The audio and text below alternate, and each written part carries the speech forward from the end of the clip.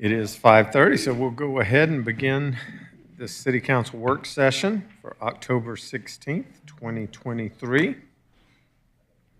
As always, we begin with a Pledge of Allegiance.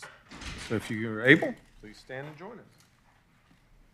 Pledge allegiance to the flag of the United States of America and to the republic for which it stands, one nation, under God, indivisible, with liberty and justice for all. I'll note for the record that all members of council are present and accounted for except for Councilman Dorito and Mayor Pro Tem Merkel. The first item up on our work session is the text amendments for the false alarm. Ms. Eswine, if you'll have the floor. Thank you, Mr. Mayor. So the false alarm ordinance just was in need of a little bit of updating and refreshing. The primary reason behind this code amendment is to provide due process. So as it currently stands, once someone with an alarm system has a false alarm, they register with the city, and there are, within our ordinance, civil penalties, as I've renamed them. It had been service fee. I've just changed that to be more consistent with how we treat things. There were civil penalties assessed against people, basically an administrative fine for false alarms, but there was no appeal process, no way to process through the city to appeal that determination that there was a false alarm. And so the primary change within this is to provide for due process so that if someone has a violation of a false alarm, they can appeal to the Director of Public Safety. He then makes a determination, or his or her designee, makes a determination as to whether or not to uphold the determination that there was a false alarm. That determination is appealable to the city administrator, but essentially we've just outlined that in the ordinance so that we have a process for people to appeal when they have a false alarm. There's some other cleanup throughout the ordinance, but generally that's the main substantive change. The only other major substantive change that I would say that we've added is something that you see in other neighboring jurisdictions. I believe Milton has this, is that if someone has a false alarm and fails to pay their civil penalties, one of the ways that we can address that is by, say they have repeated false alarms where their system is just glitching and they're not paying the civil penalties to the city for that. We've got resources, people going out, responding, dealing with that alarm. And so this ordinance draft includes a non-response provision if a fee goes unpaid. They don't appeal it, the fee is upheld, but they never pay it, then the ordinance provides that we wouldn't then respond to a subsequent alarm that auto notifies the city. That is subject to some limitations. So we're not leaving people without public safety protection.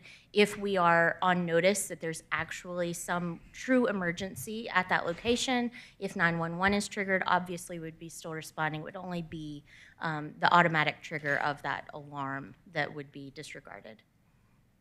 And that's essentially the changes. So we'd be asking for direction on whether to advertise this for public hearing and moving forward, or if you'd like to see any other changes. Thank you, Ms. Eswine. Any questions? Councilman Will?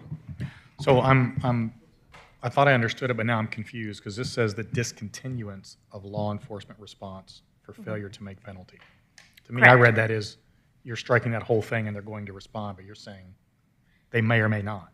They're not going to respond unless for some reason we are able to verify that the reason the alarm was triggered was actual criminal activity or something of that nature, or they otherwise use 911 and call. I would be very concerned about not responding to an alarm. And the reason I say that is I have ADT, and that sucker's gone off at least 10 times in a year because I have no idea why, right? And I understand I need to get that fixed, but if you're just not going to send people out, then that to me is, I don't know. I don't like the fact that we've decided not to send police out to an alarm. Okay. That doesn't sound right. Ms. Eswine, do you have any response to that? Are you familiar with other municipalities and how it works in those? Yes, so this is actually from a model ordinance from, that provision is from a model ordinance from an entity that kind of was trying to have false alarms updated, false alarm ordinances updated across the state years ago. So you can actually find that provision in several other jurisdictions. I know for a fact that it's in Milton's Code of Ordinances, so you wouldn't be alone in that. And again, we're not leaving people without a response across the board. It would only be when they've had false alarms previously assessed against them, not appealed, the fee is in place, and they failed to pay it. It's essentially intended to give teeth to that. Otherwise, you'd be looking at never recovering that fee and or you know, And spending what, legal fees to try and recover it for and what something happens that if would I be owe the pretty city minimal. $500 and then somebody breaks into my house and they're gonna murder me and I'm hitting my alarm and the police are like, yeah, we're not going out there, forget those guys? That's a question. I would point you to the ordinance. It is limited. If you don't want it in there, there's absolutely no requirement for it to be in there. But again, if you were in that situation, you called 911 or you were on with ADT and verified there's actually an intruder in my house, then we would still be issuing that response. It's not a end-all be-all, we're not going to come. So we can absolutely strike that provision if the council so directs. Mr. Lagerbloom, do you have any experience in this arena? I don't know that I do. I don't know that I've ever been a part of an ordinance that we actually discontinued a response. I know I've seen in certain circumstances where repetitive alarms, the supervisor on the shift was authorized to, cancel or limit the response if they just knew that it was a repetitive false alarm. But I don't, I really don't have any feedback beyond that. And I'm not passionate either one way or the other, that if you want to continue to have, and I could argue both sides, if we want to have a police response regardless of what might be outstanding or owed, I'm not opposed to asking Molly to make that modification. Well, let me ask you this. If we don't have anything to encourage them to pay, how do we get them to pay? I don't know that this would be the type of, and I'm going to just now throw some ideas out there, this wouldn't be something that we could do any type of lien foreclosure, anything. I mean, I guess we could potentially pursue that route, that if the fees got so high that we could issue a lien on a property and then attempt to foreclose on it, would be one enforcement mechanism that I could think of. Right, I could come up with a few other ideas on that. The idea behind this one was to, mirror some other jurisdictions and practices that we'd seen that would be of lowest cost to the city. I knew putting it in here that there would be concern about it, so I can argue both sides just like Chris can. But again, the idea was minimizing cost, putting safeguards in for the city while also still providing protection for the citizens. So I think recovering the fees, they're not expensive fees. We're not talking thousands of dollars unless you're having a multiple repeat offender.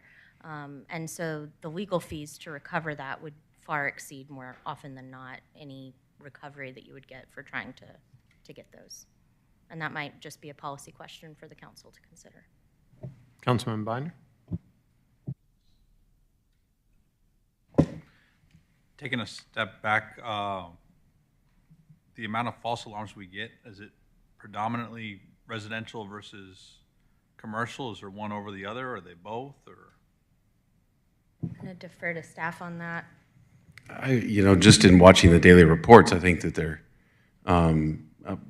both. I mean, I look at the reports of what happens in Alpharetta, and we have both commercial as well as residential alarms. I would have to defer to public safety, of which they're not represented in the room tonight. But I could answer that for you. I just don't know that I can give you 100% right now. we're talking about alarms for public safety and they're not here on the workshop? Correct. Well, this was more in the context of ordinance amendment, and candidly, the big thing that I asked to be fixed in this whole ordinance was the due process clause. That was the biggest thing that I had an issue with, is that somebody didn't have the ability to come back to the city and say, no, I don't think this is right. But no, I don't have the ability to answer your question right now on the number of what's more predominant. It's a fault. When this originally started a few years ago, it was mostly brought up through talking about commercial, I think. I can't, or maybe that's how I viewed it. So I think that makes sense, and if we don't visit for commercial, that makes sense. If it's more residential, I can see Councilmember Will's point of us saying we're not going to pick up, but I tend to think we're not going to answer the call unless it's, but it's a lot nicer to put on yeah, you got to pay this fine, and you got to, more importantly, fix your glitchy system. Otherwise, we're going to resolve to it. So I don't mind putting some teeth on there, but some of us have heartburn over it. I think maybe making it more commercial would be fine by me too. I do think we should have some teeth to it. So, but I do think we kind of need to know those numbers of what we're trying to solve here. And if we're having a workshop with a department, I would hope we have department representation on our early workshops. Councilman Hypes, then Councilman Dorito. I'm curious about our ability to distinguish between the type of alarm we're receiving. So I'm starting to focus in on Councilman Will's concern that's been raised. As an example, if the alarm is one for fire, that affects not only the person who's not paying, but it can affect people surrounding, be it an apartment complex, the commercial, or even if houses are close together. If a fire alarm comes in and somebody's neglected paying their false alarm bills, we've got innocent folks who are paying a price because of that. If it's a breaking and entering into a door, and I don't know if we can distinguish between these when the alarm comes in, that may be far more pertinent to the business itself or the residents themselves who have neglected to pay, and the consequences would be borne only by the folks who aren't paying. If it's an alarm for somebody who's encountering bodily harm or threat of bodily harm, that seems more like a 911 call than an automatic alarm call. My experience with this is when I used to have my office over at Brookside, we had a alarm company, and those of us who lived closest to the office would get the call. Well, when the phone rang at 1 in the morning, I knew what that phone call was. And what that phone call was is that the cleaning crew forgot to set the alarm when they left, and it would happen on average 3 times a year. And we would make the cleaning crew pay for the alarm charge for people coming out. But again, that would have been a property crime. So I'm giving a long-winded background explanation of how I understand these things work to ask, can we differentiate? Absolutely. I can certainly make that distinction. I think that point is well taken. I don't think we don't respond to a fire call. I don't see how that's even on the table. But if I'm neglecting paying, if I'm getting multiple false alarms at my office and I'm not paying, and police keep having to come out after, say, 5, 10 visits, whatever the threshold may be, that's the type of thing. Well, maybe my computers get stolen from my office because I'm not doing what I need to do. I think there's a distinction in there somewhere that puts some teeth into it, to Councilman Binder's point of view, and also make sure that we're protecting who needs to be protected, to Councilman Will's point of view. Councilman Dorito. Thank you, Mayor. I kind of understand where this, I was going to ask where this all was generated from. It sounds like it came from either Mr. Lagerblum's office or in concert and talking to you, Molly. I'm all in favor of the due process and addressing that. We already have civil penalties, right? Okay. Yes, those aren't added. I just renamed them. I think the heartburn up here, or the discussion up here, is obviously on the discontinuance of our emergency response, and if these civil penalties were not paid by either commercial or residential establishment, I'm just going to be very blunt about it. I think this is a freaking crazy idea. This is like calling out fire in a movie theater so many times, and then the 4th time nobody listens to you. We're going to be codifying that type of response if we do this.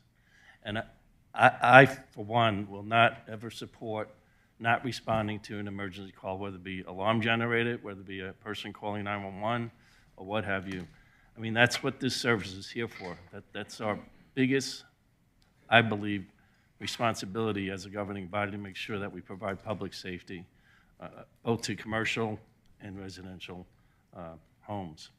I think the better way of addressing this, if we want to put some pain to the people that don't address and fix their alarm systems or whatever the issue might be, is increase the penalties. If it's a second offense, third offense after the initial penalty was given out and they're not responding to it and we're still getting calls, definitely have our emergency responders respond, our first responders respond, but increase the penalties to put a little bit more burden on the homeowner or the commercial establishment to address those concerns. That would be my opinion. Councilman Hypes? Well, since we got us a workshop going here, I wanted to follow up on Councilman Dorito's comments, and I think it would be informative if we had somebody from public safety to talk about some of the more serious abusers of serial alarm calls where there's nothing happening and they're not paying their fines, because I would be curious to know the repercussions if on a regular basis we're rolling out units to an office building or a home, which is depriving our coverage in other areas of the city at particular times. And while I am sensitive to what Councilman Dorito just had to say, I do believe there is a point in time where responsible people have to act responsibly. And if they aren't, then they should be held accountable for not doing so. And where that threshold is it 5 times, 10 times? Is it 40 times? If we roll out an engine on 40 times in 52 weeks, and it's a false call every time, I think we need to evaluate what's happening with that person or that business. So, and there may be no such instances, in which case it's just a hypothetical discussion, but I've got a suspicion that there are some serial abusers of this in the city. That's my guess. Councilman Mitchell? Thank you. That goes along the lines of what I was thinking. I hate to tie up their time on false calls, and I know they get a lot of them, but the reality is we don't really know how many they get because no one's here from public safety. And I wish they had been here or could have known about it or whatever, because I'm not prepared to give legal direction on this, because it only takes one false call or one call that's truly an emergency, and we didn't respond because they had 3 false calls previously, that it looks really bad on us that we passed this ordinance and they really needed help at that time. So I'm not prepared to go there, not because I care about it, how it looks on us, but if someone's really in a dire emergency, and someone's breaking in or whatever, I can't imagine our police and fire not responding to a fire call. I just cannot imagine that. But I don't want to give any credence to that either. So if we're going to discuss this, I'd like to have public safety here and Chief Robinson with some data on how many false calls, how this has been a problem for them, if it is a real problem for them, how much time it's tying up with the department, and like Councilman Hypes was saying, if their time's better, if it's taking them away from serious work, then I don't want to.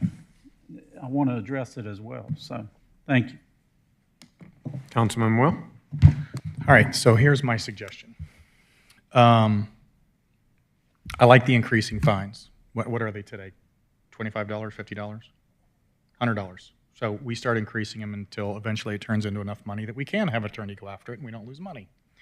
But alternatively, as I just had a discussion with Councilman Hypes, if I don't allow my subdivision to do a mandatory inspection, they slap a lien on my house.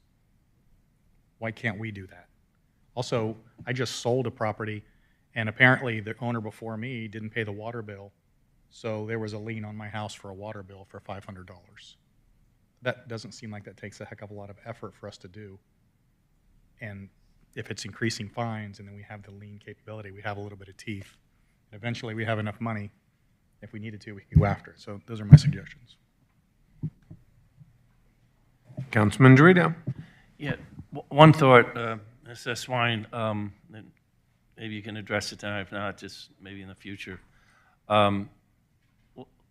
Let's assume for 1 second we put this ordinance, these amendments in place and we pass them and they go into effect.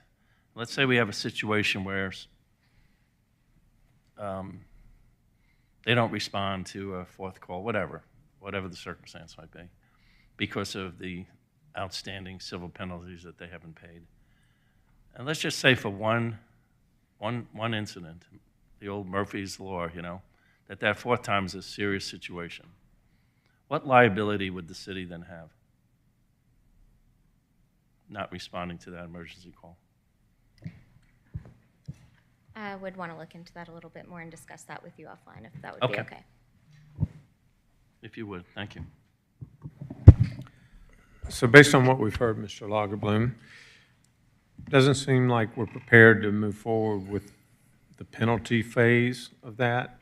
Would you like to go ahead and get a consensus from council on the due process part and move forward with that, just to get that done? And then when we have time for public safety to review the statistics and bring forward a proposal on their own, then we could address the other? Mr. Mayor, I think so, but I also think that we functioned with the ordinance in the current manner in which it's been drafted for a really long time. And this was just something that found me. I didn't go looking for it, but we actually had somebody that wanted to challenge a false alarm. And when we looked to the ordinance, we saw that there was no mechanism to do that. That's why we didn't have public safety here tonight, is because I thought we were going to stay within the four corners of a due process discussion. But clearly it's gone beyond that, and because it has, I think I'd just like to schedule it for a new work session in which we could have both the city attorney and public safety present. Makes sense to just bring it forward one time as opposed to trying to piecemeal change it. So I think we'd be better served if we just did it, and I scheduled it for the work session within the month, and we'll have public safety here. Okay. I would like to ask one question. I know first time I heard about this being a major issue was in Sandy Springs. Did you review their ordinance? I believe I did, yes. And there's a variety of different types of these. To provide clarification, the discontinuance of the response, and I'm sorry I didn't make this clear when I was responding, is only as to law enforcement. It does not include fire. That's in the draft as provided. It says law enforcement. So this is one of a few different models. And when we have public safety here to discuss it, y'all have it currently set for civil penalties. You could have this be resolved via citation. That would also solve the due process issue and would be something that could go before municipal court or potentially even the code enforcement board, depending. And that would be another mechanism. But there are a few different models out there that we can look at and discuss further. I can bring that back to council when this gets rescheduled. Okay. I'm glad y'all brought it forward. It is something we need to address, I do believe. But I think you've got good guidance on how to move forward at this point. Fair enough? Councilman Bondi? I do want to clarify on the asking for public safety here. I understand we were doing it, but we were doing it within the corridors of just that area of the due process. But I think it's always important to have the availability to ask, what are we solving for? And to have those people there too. So I understand that, but public safety should have been here. And if it is involving any department in the future, I think they should be here. So I would strongly disagree with what was said. Fair enough. I understand. Right. We'll wrap up the discussion about the false alarm then, text amendments. Move on to the next item, which is the Alpha Loop alignment for Thompson Street. Director Cook, I believe you have the floor.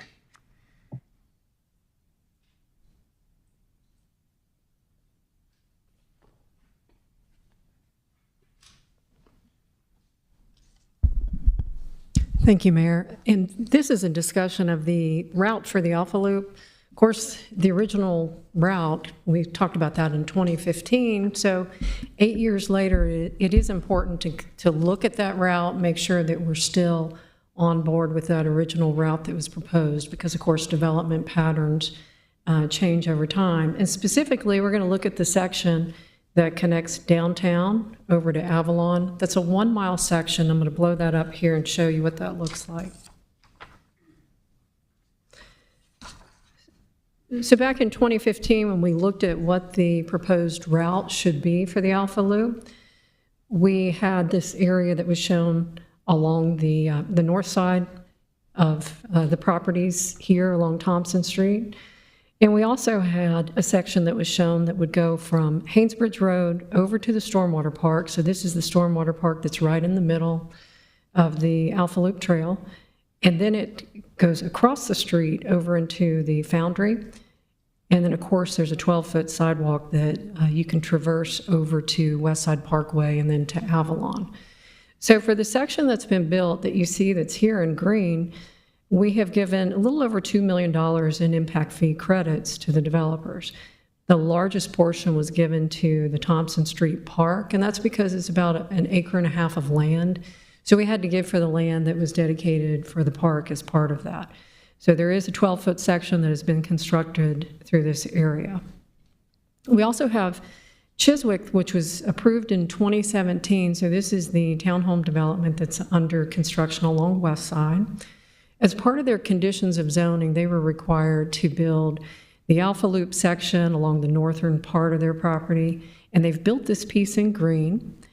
And they are also providing public access to Thompson Street. So if you went over there now, if you're walking along Thompson Street on the Alpha Loop, you could actually go through this development and over to the fitness park.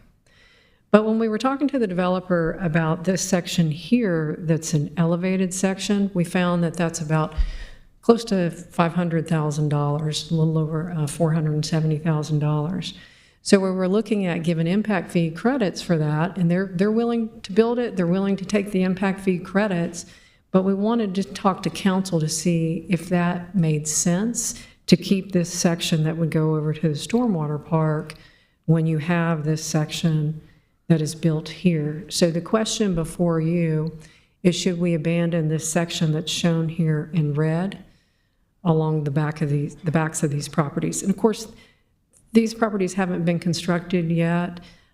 We have some different builders that have come in and they're planning on building one single-family home, taking 2 lots, putting those together, but we haven't issued permits on this section.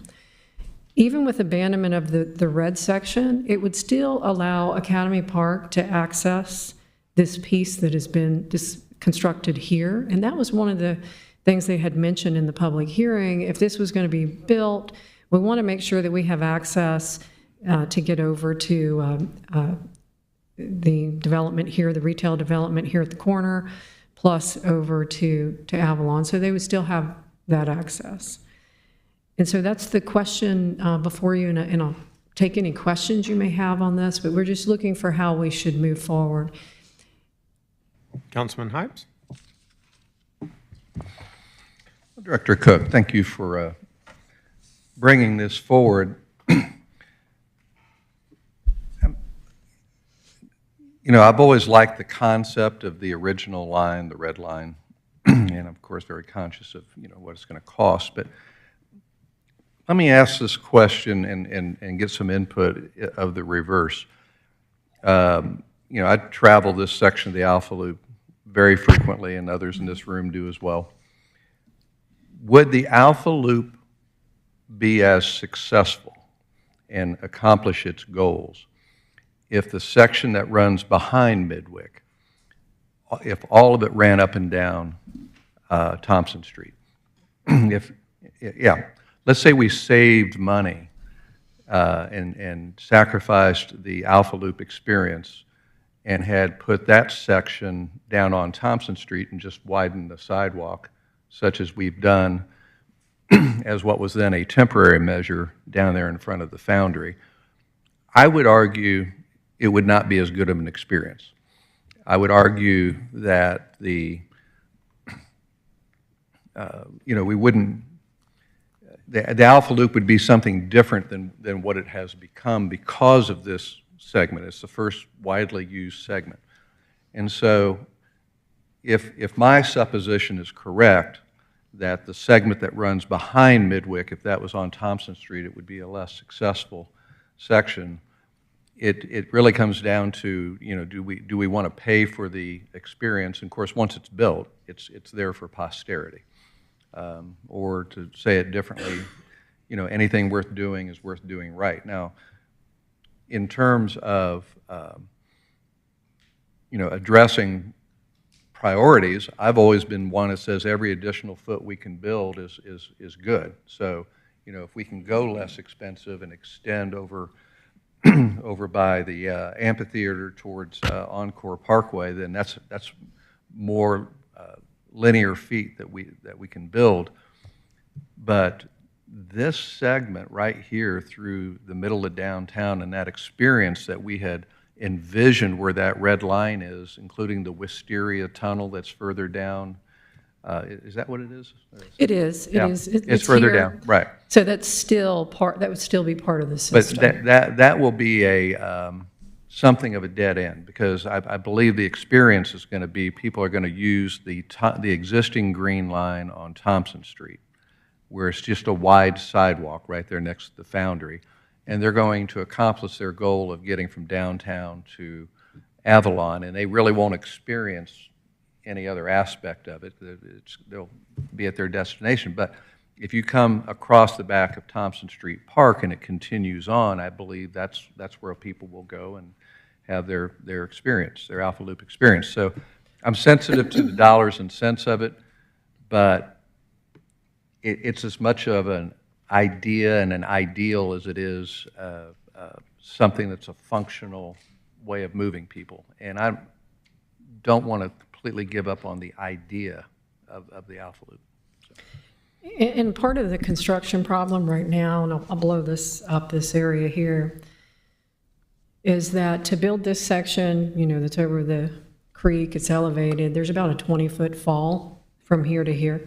So you would have a section that you constructed that's $500,000 that would probably not connect to anything for 5 years, but like you're saying, it is something that you need to plan for if you want to have that trail system, because if it's not built now, it's going to be very difficult to go in once everybody's living here and be able to construct that section. We would have to get access from the single-family property owner here. And 5 years is a long time, but I still remember quite well walking down the Alpha Loop toward downtown, and before you get to where the first bridge is, it just came to an end. And but patience was a virtue. It then got built all the way through to downtown. So. And then, of course, I didn't present any costs for maintaining that section, but there's, of course, costs for maintaining that section over time. Ms. Cook, I know you had mentioned this to me previously, and part of the discussion that we had was the concern of if someone wants to build a single-family home on one of those properties, all it takes is one of those homeowners, and we don't have any impact fees. We don't have the ability to even force it because it's not a rezoning. So could you elaborate on the potential risk of building that section and never being able to complete? Well, we did, and there'll be a second reading tonight. We did put in the code that if we've adopted a trail system, that when somebody comes in to develop, that they would have to incorporate that section on their plans. But we would not be required to have them build that section. Now, they may give us the easement, but one house that comes in here, even if it's a house that puts 2-3 lots together and it's one 10,000 square foot house, is like one of the houses that we've seen, it's still going to be $6,700 that they're going to pay toward impact fees. And this section is also elevated, so you're going to have to quickly probably come up with funding to build that section, and they're going to want it built at the time that they're under construction and you would have to quickly budget that. It's almost, if you're going to keep this section here, you would have to put funding aside to make sure that we have dollars in order to complete this section when somebody comes in and it's finished before they get their CO, because it's going to be very hard to get behind somebody's property on these lots when they're building these large homes. And it could be somebody in the middle. So we'd build a section in the middle and then wait for the other lots to develop at That's correct. their own pace. Yeah. So that was just, I wanted to make sure all of y'all were aware. That was part of the consideration when she had brought it to me. That was concerned that we may never be able to complete it. Councilman Binder. I can safely ask this because in our next meeting, the hotels one's being deferred, but I always do better when you guys give me a recommendation of community development. What are you recommending, Kathy?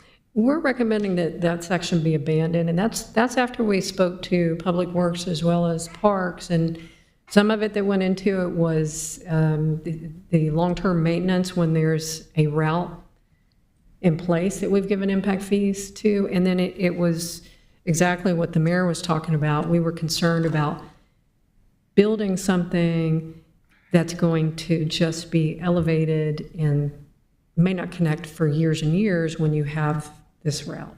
I think we have so much that we would love to do on the loop, but if you take a step back in what we're trying to solve, we're going to have so many more pieces that we've got to tackle that are outside of this direct downtown. So I'm okay with, I think it's pretty darn good right now, and we didn't get everything we want, but we got most of what we want. Move on and let's go after the next segment. So I agree with your recommendation.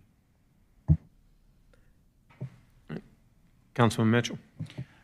Ms. Cook, over by the Atlee, we've got an elevated section there. What, do you recall off the top of your head what the cost is there?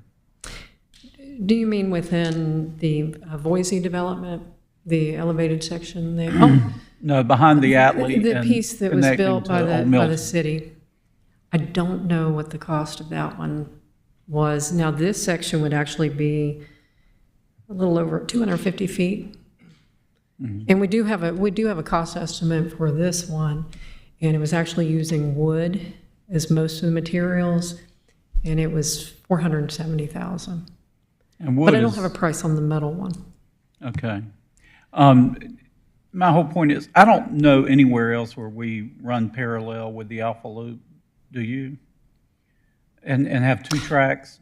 Oh, no, and that's a good point, because typically we would have reduced the size of that. Maybe it would have been a 5-foot or 6-foot versus having the parallel 12. I agree with Councilman Hype's comments about the experience and things like that, but given the sheer volume of what we're trying to do and how many other elevated areas through the forest we will have by the time this entire Alpha Loop is complete, I think they'll get that experience later on. And I'm not sure that if I won the lottery and was able to build a 10,000 square foot house, that I'd want a trail system elevated behind in my backyard anyway. But, you know, and that's probably what's going to be built there, if some larger scale homes. But so either way, thank you. Any other questions or input? Kathy, do you feel like you got enough direction to bring something forward at some point? I think, now this will not be required to come back for a zoning change, so it's just giving staff guidance on whether we want to have that contractor build that section and give them impact fees. They're okay. So we either don't way. have, but I thought we were eventually going to have to vote on whether we remove that section. So what I'll do is at the council meeting, I'll put the entire Alpha Loop section, and I'll exclude this section, so to just be adopted as the official trail system. Okay, Okay, thank you. thank you. Next item, final work session item, is the pedicab ordinance. Mr. Woodman.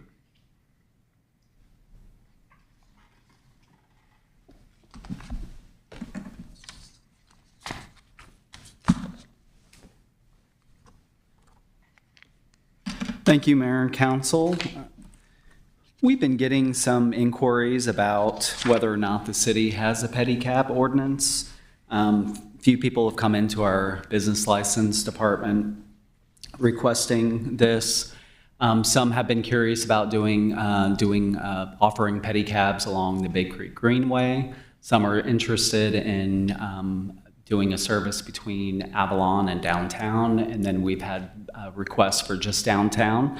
We currently do not have an ordinance for pedicabs. We do have a vehicle for hire ordinance, which is specific to taxi cabs. So we did speak to our council liaison and received approval to bring it forward to mayor and council at work session. And so we are just seeking your direction this evening on whether or not you want us to move forward with an ordinance. And I do have some information for you in order to consider that. So as I mentioned, we do address vehicles for hire in the code currently. But if we did look at an amendment, we would need to amend the Code of Ordinances.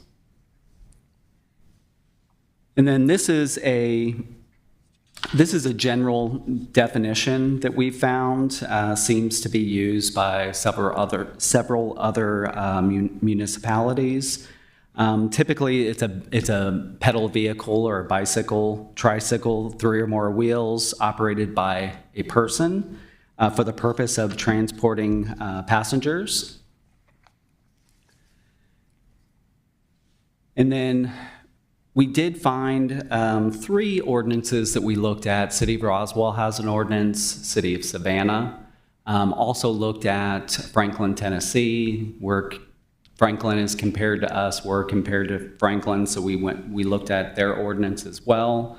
Those ordinances do require an annual permit for a pedicab. There are, within that ordinance, they do establish qualifications for operating such a business, the operational requirements for that business, and then they also establish the provisions for appeals, violations, and penalties. These are some of the permit requirements that we found within those ordinances. Some of, insurance, of course, is one of the big ones. The ordinances that we looked at did require $1 million general liability. City of Roswell required less than the other 2. Typical qualifications for the driver operator that we found were at least 16 years of age. The person has no physical infirmities that would make it dangerous for them to operate a pedicab. And then there are some requirements about not having a record of a driver driving under the influence in their past. And then these are some of the operational requirements that we saw. Of course, safe and mechanical condition of the pedicab, cleanliness. There were prohibitions in the ordinance. The 3 ordinances that we look at treated prohibitions a little bit differently. For example, City of Roswell actually had a prohibition on advertising, so you can't use the pedicab as a billboard to advertise. They also had a prohibition against the transportation of cargo. So that's something to consider. So if they're not people within the pedicab, are you using it to deliver food, for example? And then as we know, I know from City of Savannah, for example, some of larger cities will have the pedicabs that have kind of transformed into these where the people that are in the cab are actually driving the vehicle and they're drinking at the same time. So alcohol, of course, might be something that we want to limit or prohibit within the pedicab if you are interested in us moving forward with this ordinance. I will leave it at that. If you have any questions for me, I'd be happy to take those. Again, we're just seeking just your general direction on whether or not you want us to move forward with creating an ordinance. My first question is, and this may apply more to Director Rogers, when you mentioned having them available on the Greenway. Director Rogers, did you have any thoughts on that matter?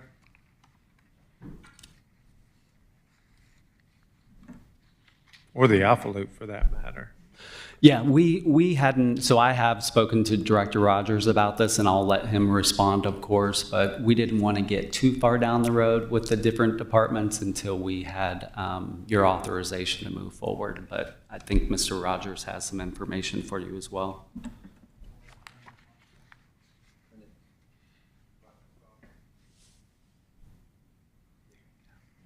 That one?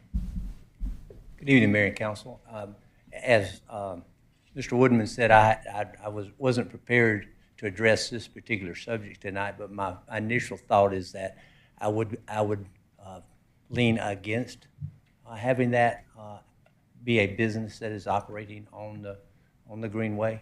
So that would be, the separation of that of a business operating on the Greenway would be where I would probably draw the line and move toward that. But again, I'd like maybe have a little bit more time to think it through. And That's fine. I mean, I just wanted to know your initial reaction. that would be my initial, is that we would be allowing a business to operate on the Greenway. So. Okay. Mr. Woodman, the other question I would have, and I'll turn it over to any of the other council members, was I've noticed going to the Braves games that they have pedicabs take you from the lots that are way far away from Truist Park. But I've also noticed this season that many of those are electric. I always assumed they were pedaling. I was like, how in the heck is that guy hauling these huge people up that hill and over the bridge? And then I noticed that his feet weren't... Pardon? No, I don't make that kind of money. I have to walk it, get my steps in. But I noticed that they weren't pedaling, and they were going uphill with, 3 people my size in it. So I'm just curious whether there were restrictions on motorized, because I think it's different in Savannah. At least the last time I was in Savannah and saw them, they were all actually pedaling those vehicles, and it's pretty flat in Savannah. To the best of my recollection, the 3 ordinances that we looked at they were pedal. They were not electric. They did not allow for an electric bike. In the bit of research that we did, the short period of time that we invested into our research on this, I did acknowledge finding some other locations that did allow for the electric. Of course, that's up to Mayor and Council if you want to allow for that. If you want us to look at the ordinance, we can certainly do that. If we were going to bring this forward, I'd be curious to know that, because especially on like the Alpha Loop and the Greenway, I'm not real excited about having them there to begin with, but I certainly wouldn't want it as, a business just zipping down amongst little kids that are riding their trikes and stuff. Yeah, and we can, Well, yeah, and the business part too. Any other? Councilman Mitchell? I like the idea of having an ordinance for the petty bike. I agree. I wouldn't want it on the Greenway or the Alpha Loop, and I certainly would not want it to be used as advertising. But in other cities where I've been to, I've ridden in one of these before, and they're a lot of fun, and it just adds to the kind of vitality of the city. And I think we have enough people with our open container ordinance that want to get from A to B without walking or stumbling to the next place. So this might be a good alternative for them. Thank you. Councilman Dorito? Thank you, Mayor. First, as we're considering this, one of the things we may want to think of, and this could be in the proposed ordinance, is sound machines on these things. I don't know if you've gone to some cities. New York City's a bad example because it's a huge city, but especially around the holidays, they have like blasting Christmas music, holiday music. So we want to be sensitive to that as far as whether we want to limit that or not have that as part of the pedicab. And my other thought is I'd love to get public safety's input as far as what their thoughts about having these on our local streets. I agree with the not allowing it on our greenways and in our parks, in particular areas of the city. So maybe the thought is we isolate the use of them within certain areas of the city that would be, supported by our public safety department. I'm concerned about our roadway system in Alpharetta is a little bit different than Savannah and other places, so we don't want to create a dangerous situation for these pedicabs and the people that would kind of use them. But we also want to make them, if we're going to do it, make them an effective use, right, to help move people around. Certainly, and if we were authorized to move forward with it, public safety would be one of the first that we would reach out to. Yeah, definitely they will be consulted. Councilman Will? My concern with these would be the potential to lock down traffic on Highway 9 and I would love the idea of moving between downtown and Avalon, but having a pedicab go across West Side, quite frankly, to me, just sounds like somebody's going to get killed because those people drive like crazy over there. So those are my big concerns. In the three ordinances that we looked at, I think Roswell limited the use of a pedicab on a street with a 35 miles per hour or greater. The other two, Savannah and Franklin, actually had certain districts that they identified that they could operate within. So certainly we'll talk to public safety and bring a proposal back to mayor and council.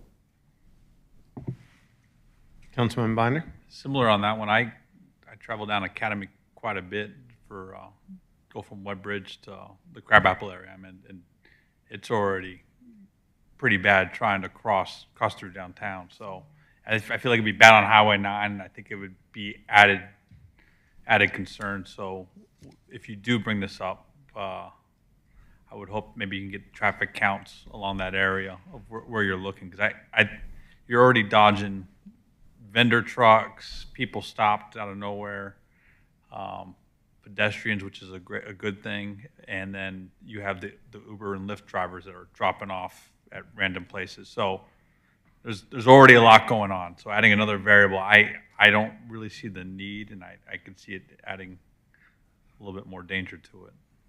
Okay.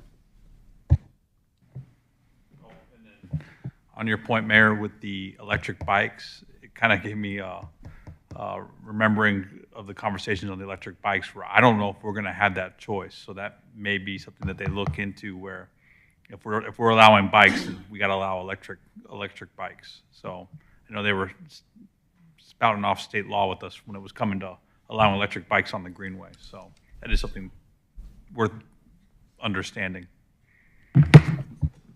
Yeah, and Ms. Eswine may need to dig into that ordinance or the state law that required municipalities to allow electrified bicycles on their paths. Councilman Heights. And just for Ms. Eswine, I don't know to what degree our regulation of a segment of business that we can prohibit advertising. That strikes me as a potential issue. I could see why we may not want to have, any and all kinds of advertising, but I don't know of any other industry where if they're running vehicles, be it an Uber or a MARTA bus or whatever, that you could say, you can't advertise. But I don't know. I just bring it up. I can look into both of those issues and discuss with community development. Any other thoughts from council? Any questions? Thank you, sir. Thank you. Mr. Lagerbloom, it's almost time for our regular 6:30 meeting. I'm assuming we do not have an executive session that you wanted to You're correct. resolve. Okay. That being said, do I have a motion to adjourn from the work session? Motion to adjourn. Have a motion by Councilman Heights. We have a second by Councilman Dorito. All those in favor of adjourning from the work session, please vote yes.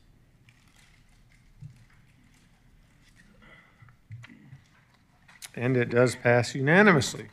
We will see you all in a few minutes.